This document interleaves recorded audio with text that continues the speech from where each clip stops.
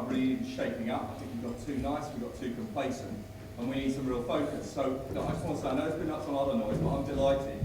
And as somebody who actually hasn't had a season ticket for many seasons, for various reasons, I've actually bought a season ticket for myself and my son this season, so as a little statement of faith in that. My question though is, when I did tweet how much I welcomed you being appointed and that I wanted you and Paul to be appointed, I had quite a lot of tweets back from Peterborough fans.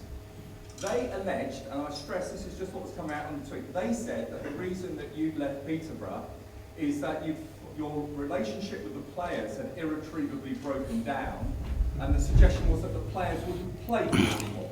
So I'd just be grateful for your response to that allegation which came from the posh fans. Nothing like starting with an easy one, is it? Yeah, thanks for that. Any chance of hi Steve, how are you?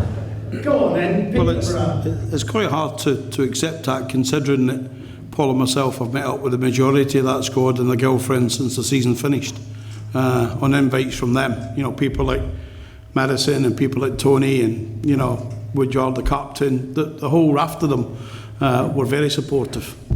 And when we lost our job when we were in the playoffs, and we drew 0-0 at home to Charlton. And if we'd have beaten Charlton, we'd have gone third in the table. So you can understand why we probably felt it was a bit harsh. I wasn't very well for about a month afterwards. I think I've said this. I went away and Paul was better than me, but I took it really bad. I probably wanted that job for a long time. And but the chairman was right. The home form was, in terms of results, was pretty poor. Our away form was championship form. It was better than any other club in the league. I think we started with 7 or 8 straight wins away from home. And okay at home, but as it got to November, December, and the focus at Peterborough was for promotion. We've never hidden that. We got fantastic backing from a chairman and 2 other guys who put millions in. So, but the nonsense that come out, if it's come out, I've never read that, then I think if you speak to any of those players, you know, they still speak to us now. They still speak. I mean, I was with the Dumbelli family 2 weeks ago in Glasgow when the younger brother made his debut for Glasgow Celtic, and the Dumbelli family invited me up. So that probably gives you an idea. Don't believe what you read on social media. I'll tell you that one of the Jill's sister was out today. You signed a player. Tell us. Well, we've signed 2 players. We gave the nod to our chairman to do Conor Ogilvie just before we broke off, and we've signed a goalkeeper, Jack Bonham, today from Brentford, who was at Bristol Rovers on loan all season. For people who don't know him, can you tell us a little about him? Yeah, he's been at Brentford for a few years. He was on loan 2 years ago at Carlisle, got Player of the Year, was outstanding. And for Bristol Rovers, that I know their manager Graham down there, he'd be crying because I think they thought they had him. We thought we had him, and then we didn't have him. And the player asked for a meeting with me today, and Paul on his own. Nothing to do but with the terms, because the chairman had tied that up when we were away. But we sat with the kid for 2 hours, and he put pen to paper this afternoon. Fantastic. Great. Come on.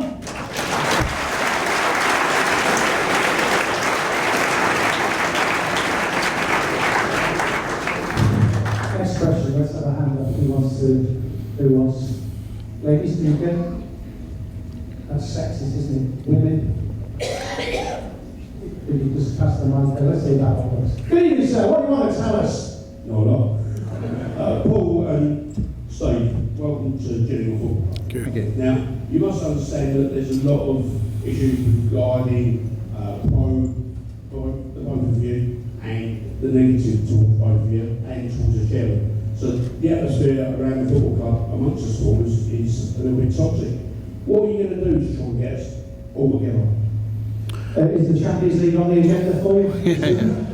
I think, if I've been honest, I think our chairman's in a pretty poor place at the moment. I think if you go back a few weeks, and when he was maybe going in that direction, we were considering 3 opportunities, 1 in Scotland and 2 in League One, and the third one in the table was Gillingham. It was always going to be the hardest one because of, you know, our relationship. We've always wanted to beat Gillingham as we wanted to beat every club, and so I can't speak any more from the chairman on saying that myself and Tom and everyone else outside the football club is trying to keep him in a positive place. I think he got in a positive place when he signed the forms for Bonham today, which was great, and Conor just over a week ago.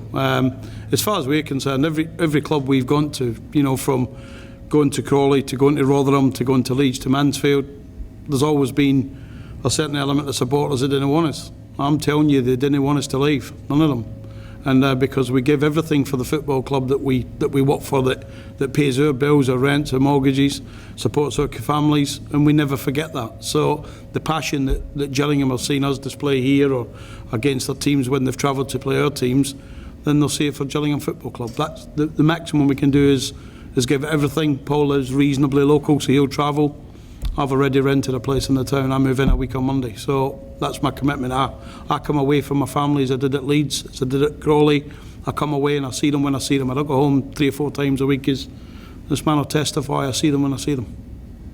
Thank you. Next question.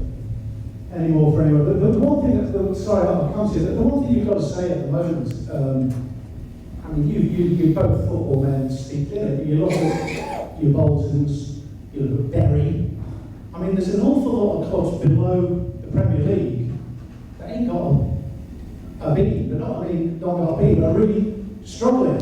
I mean, is that something that, do you look at Gillingham and think, there's a positive outlook for you, that there might be a few bob for you, that down the line you'll be able to come up with something?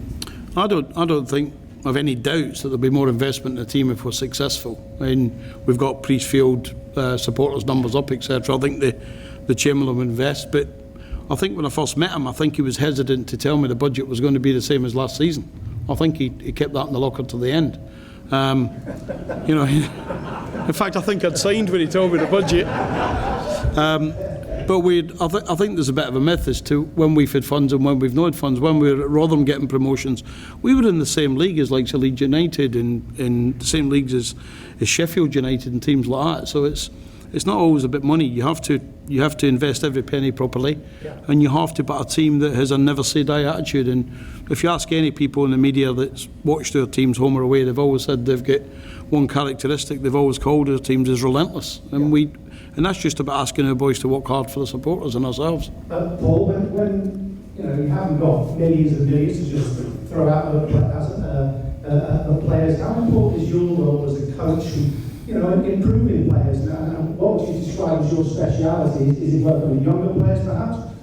No, it's not necessarily the younger players. It's just getting that little bit extra. As I say, we'll have a competitive budget this year, but it's going to be my job and the gaffer's job to get out on that training ground, get that little bit extra, that little bit more dynamic, that tempo that we like to play with, and as I say, and excite the guys here and make them want to come in big numbers. And it's all about getting results. So our job is just to get that little bit more out of the guys, and doing that on the training ground, working very hard. I know that's something the chairman's drummed into us already, that he wants to see those guys out on that training field improving and getting better, and that's ultimately going to be my job along with the gaffer.